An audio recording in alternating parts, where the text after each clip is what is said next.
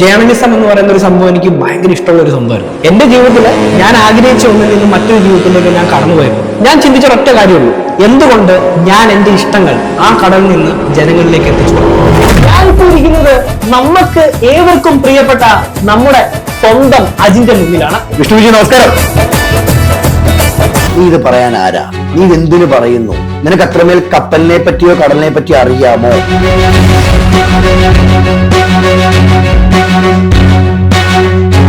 ജാതി കപ്പലിലുണ്ടോ? മതമുണ്ടോ? തീർച്ചയായിട്ടും എന്റെ കൺമുന്നിൽ ഞാൻ കണ്ട കാഴ്ച ജാതി വിവേചനം എന്ന് പറയുന്ന ഒരു സംഭവം കപ്പലിന്റെ അകത്തുണ്ട്.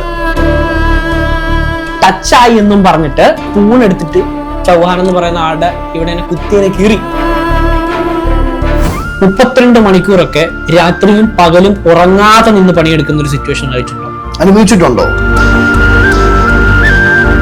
എപ്പോഴെങ്കിലും അപ്പനും അമ്മയും പറഞ്ഞിട്ടുണ്ടോ നമുക്ക് ഈ ജോലി വേണോ? കപ്പലിലേക്ക് പോകുന്ന സമയത്തുണ്ടാവുന്ന ഒരു വിഷമമുണ്ടല്ലോ, അത് ഇപ്പോഴും കരയും. ഇപ്പോഴും എയർപോർട്ടിൽ ചെന്ന് കഴിഞ്ഞാൽ ഭയങ്കര കരച്ചിലായിരിക്കും. കരച്ചിൽ കഴിഞ്ഞാൽ വേറെ കാര്യമില്ല. എന്റെ ആ കപ്പലില്ലെങ്കിൽ ഞാൻ നിങ്ങളിലേക്ക് എത്തില്ല, ഞാൻ ഇനി ഇവിടെ ഇരിക്കില്ല. സത്യമല്ലേ?